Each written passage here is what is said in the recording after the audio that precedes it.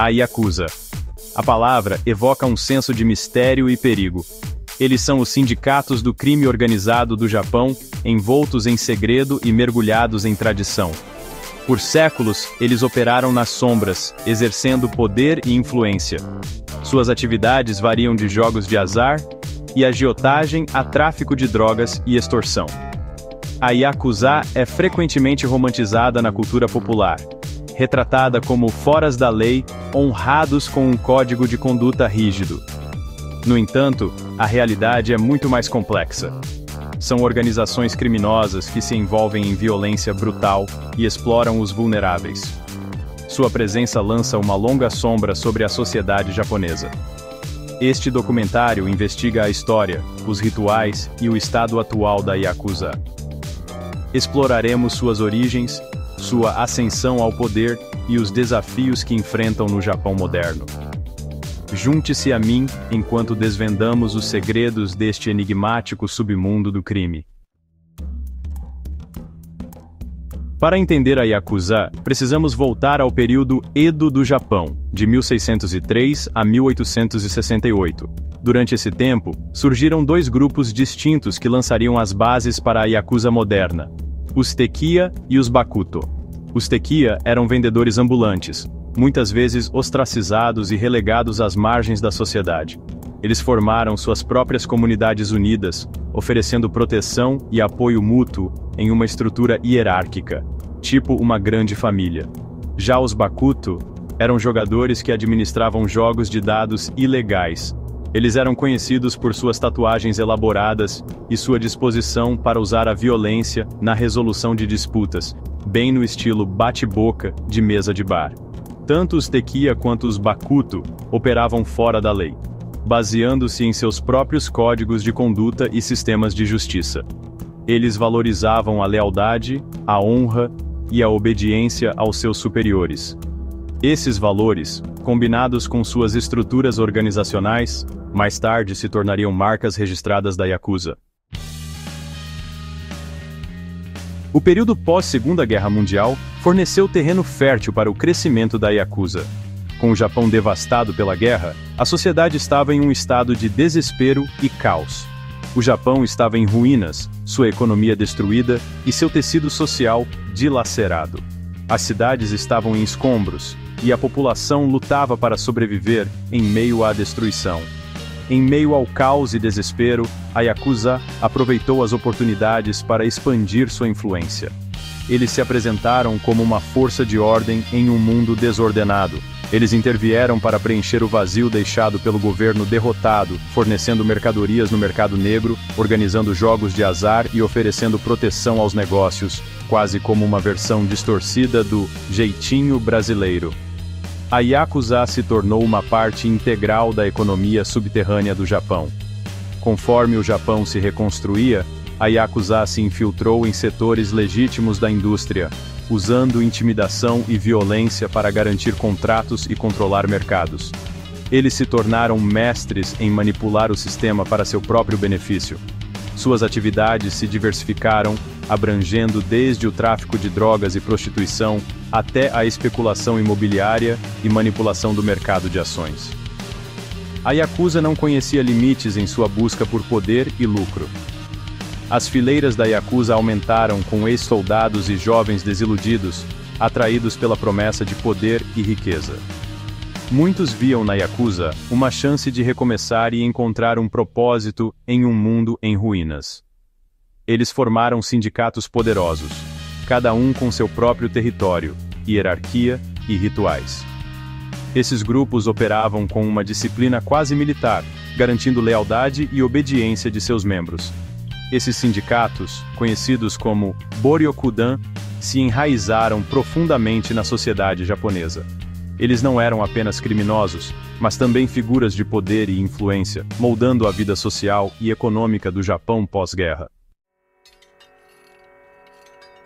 Seção 4.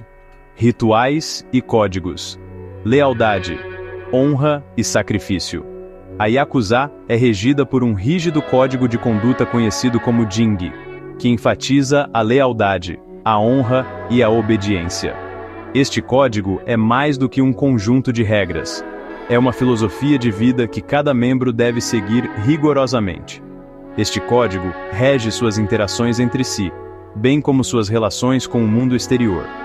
A lealdade ao grupo e ao líder é primordial, e qualquer desvio pode resultar em severas consequências. As violações do Jinji são recebidas com punições rápidas e frequentemente brutais.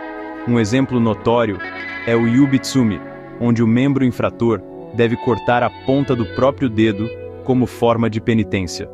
Um dos rituais mais importantes na cultura Yakuza é o Sakazuki Goto, uma cerimônia de compartilhamento de sake que formaliza o laço entre Oyabun, ou figura paterna, e Kobun, ou figura filial. Este ritual simboliza a aceitação e o compromisso mútuo entre os membros.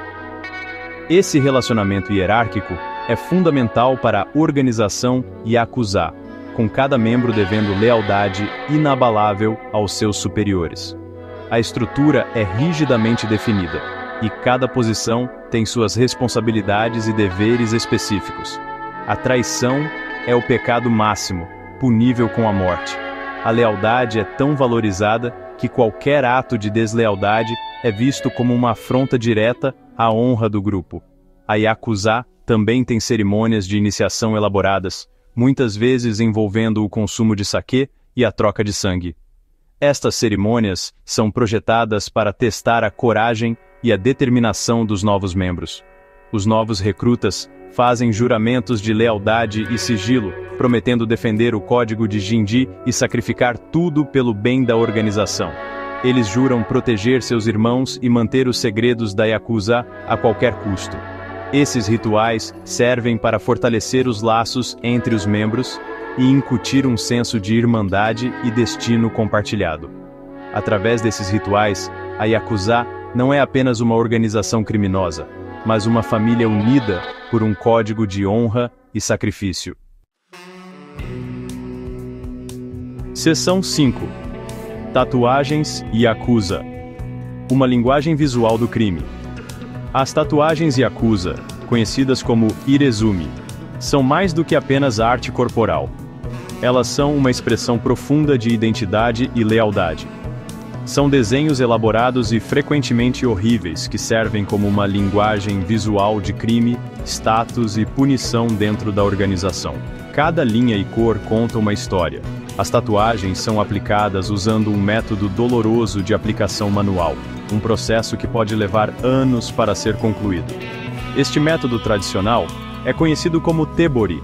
Cada desenho tem um significado simbólico. Os temas escolhidos não são aleatórios, mas cuidadosamente selecionados para refletir a personalidade e a trajetória do indivíduo. Dragões representam poder e sabedoria, uma combinação que é altamente valorizada dentro da hierarquia Yakuza, enquanto carpas koi simbolizam prosperidade e perseverança. A jornada da carpa, nadando contra a corrente, é um reflexo da resiliência necessária para sobreviver no mundo do crime. A localização das tatuagens também tem significado, com certos motivos reservados para membros de alto escalão. A posição de uma tatuagem pode indicar o nível de respeito e autoridade de um membro. As tatuagens Yakuza não são meramente decorativas, são uma insígnia de honra e um testemunho do compromisso de um indivíduo com a organização. Elas são um símbolo de sacrifício e dedicação. Elas são uma marca visível de sua afiliação criminosa, diferenciando-os da sociedade em geral. A presença dessas tatuagens pode evocar medo e respeito. Nos últimos anos, no entanto, alguns membros da Yakuza começaram a remover suas tatuagens em uma tentativa de se misturar e escapar da aplicação da lei. Este movimento reflete uma mudança na dinâmica do crime organizado no Japão. Seção 6. Yubitsume. O preço da expiação.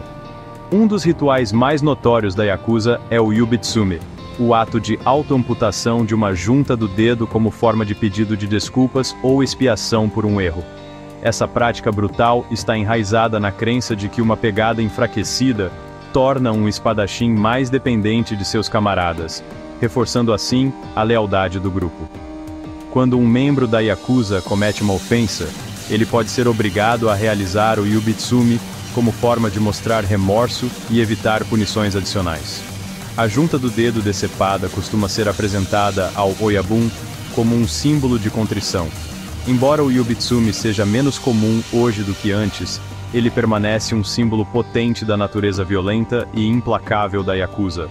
É um lembrete severo do preço da transgressão dentro desta organização clandestina.